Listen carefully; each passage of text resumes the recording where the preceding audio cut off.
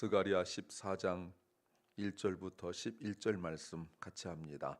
여호와의 날이 이르리라. 그날에 내 재물이 약탈되어 너희 중에 나누리라. 내가 열국을 모아 예루살렘과 싸우게 하리니 성읍이 함락되며 가옥이 약탈되며 부녀가 욕을 보며 성읍 백성이 절반이나 사로잡혀 가려니와 남은 백성은 성읍에서 끊쳐지지 아니하리라.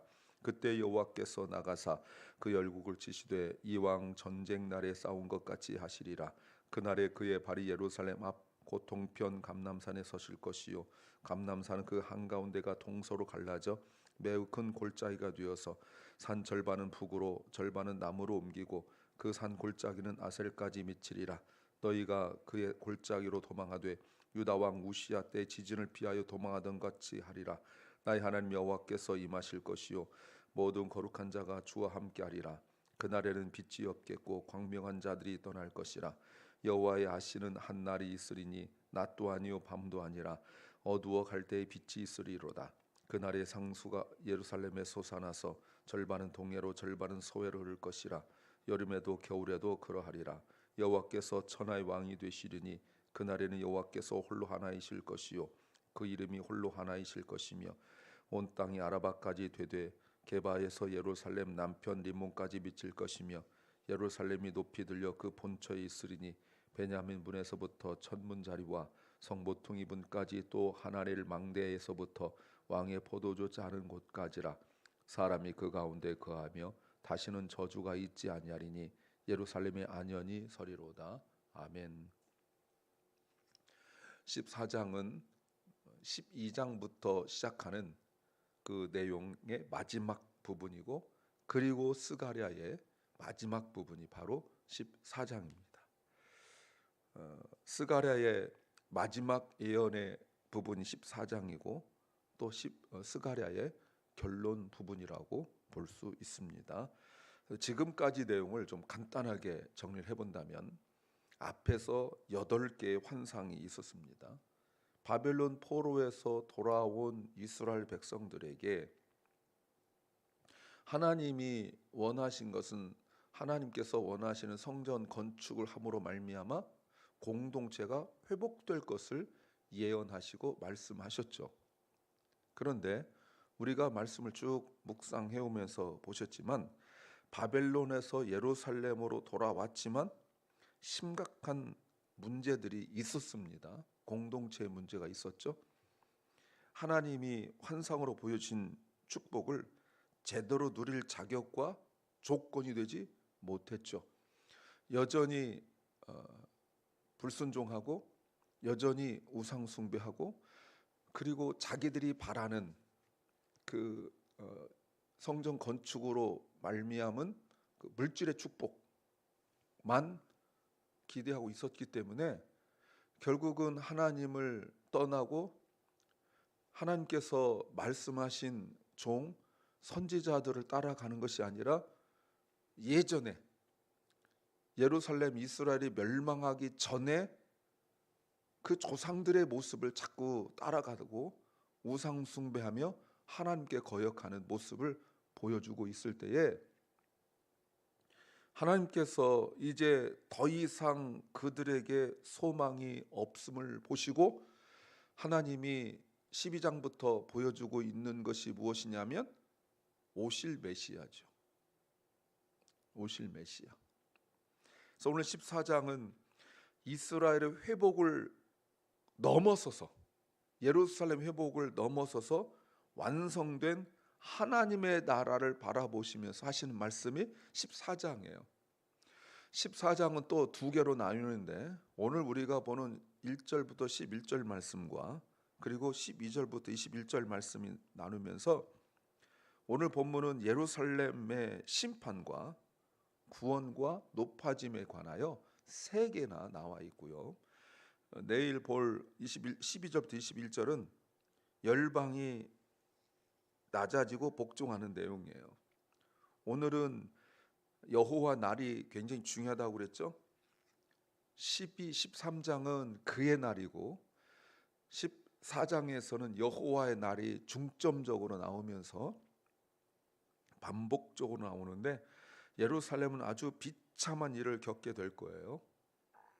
그것은 하나님께 순종하는 더 작은 수의 소수의 거룩한 사람들, 순종하는 사람들을 구별해내기 위한 장치이고 과정이에요. 그것이 아주 비참한 그 과정이라는 거. 그래서 그러나 하나님께서 예루살렘을 위하여 싸우시고 예루살렘을 회복하셔서 하나님의 나라를 완성해 가신다는 내용이죠. 요한계시록처럼 하나님이 사탄을 멸망시키시고 그리고 죄와 죽음이 없는 그곳에서 모든 사람들이 하나님을 예배하게 되는 그 기초를 닦는 일이 바로 오늘 본문이에요. 설교 제목은 세상이 흔들려도 변하지 않는 의미가 있다. 세상이 흔들려도 변하지 않는 의미가 있다. 제목입니다. There is a meaning that does not change even when the world shakes. There is a meaning that does not change even when the world shakes. 세상이 무너져도 하늘이 무너져도 솟아날 구멍이 있다는 한국의 속담이 있습니다. 그거는 아무리 세상이 무너져도 반드시 살 길이 있다. 호랑이에게 물려가도 정신만 차리면 산다. 이런 속담들이 있지만 그 내용과는 달라요. 그 내용과 달라요. 어찌 보면 세상이 무너져도 솟아날 구멍이 있다라고 말하는 것은 뭔가 그 가느다란 희망을 이야기하고 있다면 오늘 설교 제목은 그런 내용은 아니에요. 세상이 흔들리고 무너져도 반드시 변하지 않는다는 것은 흔들리지 않는 거죠. 견고한 거죠. 그 의미가 있어요. 그거는 절대로 흔들리지 않는 거예요. 그거를 붙드는 것이 곧 신앙이란 말이에요. 기독교 신앙이 세상과 다른 게 바로 이거죠. 이걸 곧 다른 걸로 진리라고도 말할 수 있죠. 진리는 흔들리면 안 되잖아요. 진리는 이랬다 저랬다 하면 안 되잖아요. 사람도 이랬다 저랬다 합니다. 모든 가치와 기준은 이랬다 저랬다 해요. 그런데 진리는 절대 그렇지 않습니다. 무엇을 알아야 될까요? 첫째는 반드시 거쳐야 할 과정이 있다. 반드시 거쳐야 할 과정이 있다. There is a process that must be gone through. There is a process that must be gone through. 오늘 1절에 여호와의 날이 이르리는데 그 날에 내 재물이 약탈되어 너희 중에 나누이리라. 여러분 이 말이 예루살렘에 닥칠 환란이에요. 이 말이 내용을 좀 정리하면 너희에게서 탈취한 예루살렘에서 탈취한 그 귀중품들 좋은 것들이 너희 가운데서 나누일 거다라는 거예요. 자, 이거예요. 누가 나한테 돈을 다 뺏고 나랑 나누면서 선심 쓰는 거예요. 원래 누구 돈이에요? 내 돈이잖아요. 근데 너 이리 와봐 해가지고 막 때리고 돈을 빼앗은 다음에 내 돈 나한테 만약에 1,000불이 나왔다. 그러면 빼앗은 사람들 쭉 둘러서서 너 하나 나 하나 너 하나 나 해서 내 돈인데 자기들끼리 나누고 나도 물론 조금 주지만 그리고 뭐라고 말하냐면 내가 준 거야 라고 생색내는 거예요. 그런데 문제가 뭐죠? 원망할 수도 없고 불평할 수 없고 저항할 수도 없어. 빼앗기고 내 것 가지고 나누는데 고마워하라는 거 아니에요? 물질뿐 아닙니다. 2절에 보면 내가 열국을 모아 예루살렘과 싸우게 하리니 성읍에 함락되며 가옥이 약탈되고 부녀가 욕을 보며 이거는 강간당한다는 거죠. 성읍 백성이 절반이나 사로잡혀 간다. 처참하고 끔찍한 일입니다.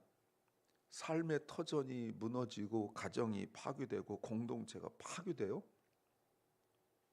그런데 13장 8절에서 보시면 여호와가 말하노라 이 온 땅의 3분의 1이 멸절하고 3분의 2가 멸절하고 3분의 1이 남았습니다. 그러니까 3분의 2가 멸망당하고 3분의 1만 남았어요. 근데 이 중에 또 반절이 또 사로잡혀가고 죽고 그래요. 그런데 그 중에 반절이 끊쳐지지 않고 2분의 1이 남는데요. 그러면 제가 13장 8절에서 작은 수가 남는다라고 말씀을 드렸는데 그것보다 더 작은 수예요. 근데 더 충격적인 게 뭡니까? 2절에서 보시면 하나님께서 다른 나라들을 불러와 가지고 하나님이 그들과 싸우지 않고 예루살렘과 싸우도록 자꾸 하는 거예요. 왜 그럴까 여러분? 이스라엘이 바벨론에서 예루살렘 돌아와 가지고 가난하다가 하나님께 순종하지 않고 돈을 모으기 시작했단 말이에요.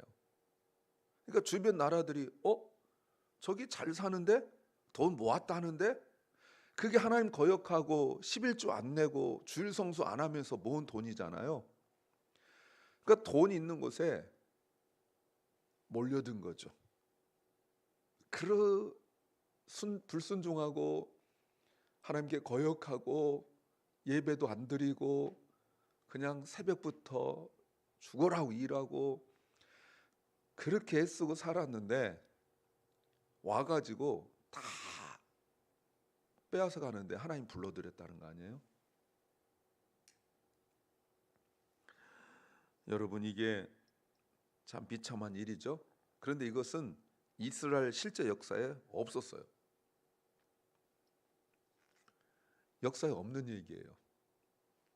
그렇다면 무엇을 얘기하죠? 신약 시대를 얘기하죠. 끊임없는 사탄의 공격이에요. 사탄이 교회를 공격하는데 왜 교회를 공격합니까? 물질이 많으니까. 교회에서 하나님께서 말씀하신 공의와 정의, 미시파트와 체데카를 하지 않고 돈을 쌓아두면서 외부에서 내부에서 그 돈 가지고 분란이 일어나고 분열이 일어나고 싸우기 시작하는 거예요. 적절한 표현은 아니지만 갖다 쓸 표현은 아니지만 그래도 적절한 표현으로 제사에는 신경 쓰지 않고 제밥에만 관심 있다 이런 표현 있잖아요. 여러분 정말 비참한 일 아닙니까? 1절 2절 다시 보세요. 전혀 사정을 봐주지 않습니다. 핑계가 통하지 않죠. 그런데 이렇게 이제 멸망당할 자들이 다 멸망당하고 반절 남았을 때에 3절 그때에 여호와께서 나서셔 가지고 열국을 쳐요. 이왕 전쟁 날에 싸운 것 같지 하리라. 예루살렘이 이 고통 속에서 내 것 가지고 빼앗기고 있는데 저항도 못하고 있을 때 하나님께서 직접 나가서 싸우시죠. 그런데 싸우실 때 어떻게 하냐면 이왕 전쟁 날에 싸운 것 같이 옛날에 그런 날이 있었다는 거예요. 근데 뭐냐면 4절 그날에 그의 발이 예루살렘 앞 동편 감람산에 서실 것이요 감람산 그 한가운데가 동서로 갈라져 매우 큰 골짜기가 돼서 절반은 북으로 절반 남으로 옮겨지고 5절 그 골짜기가 산골짜기가 아셀까지 가는데 너희가 그 산골짜기로 도망하되 유다 왕 우시아 때 큰 지진이 나서 도망하던 그러니까 이스라엘 역사 이건 잊을래 잊을 수 없는 그런 일이 일어나는데 이 가른다란 말이 어디서 그 의미가 쓰이냐면 출애굽 때 14장 14절에서 여호와께서 너희를 위하여 싸우시리니 그때 너희를 위하여 싸우시는 여호와께서 하셨던 분명 확실한 게 뭐냐면 홍해를 가르는 거였었어요. 그 가른다는 의미가 여기에 나오는 거예요. 홍해가 갈라졌을 때의 그 모습 그리고 그 남은 자들 반절 남았는데 이 남은 자들을 위하여 하나님께서 피할 곳을 예비하시죠. 5절에 지진을 피하여 도망한 것 자리라 나의 하나님 여호와께서 임하실 것이요 모든 거룩한 자가 주와 함께 하리라. 그들이 누구냐면 주와 함께 하는 자들이에요. 그 모습이 어떻게 보여졌냐면 바로 이 감람산인데 주님께서 겟세마네 동산에서 기도하시던 곳이고 또 주님이 승천하셨던 바로 그곳이죠. 사도행전 1장 11절에 너무나 감격한 스가랴 선자의 외침이 뭐예요? 보라, 보라. 여호와께서 임하시는 거예요. 나의 하나님 여호와께서 임하실 것이다. 나의 하나님 여호와께서. 5절에 보이시죠? 나의 하나님 여호와께서 임하실 것이라. My God, then 그때 the Lord my God will come. 그리고 and holy ones with him, 그와 함께하리라.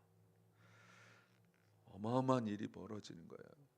마치 겟세마네 동산에서 제자들만 있었던 것처럼 비록 그들이 엉터리 같은 믿음이었지만 결국은 쓰임 받잖아요.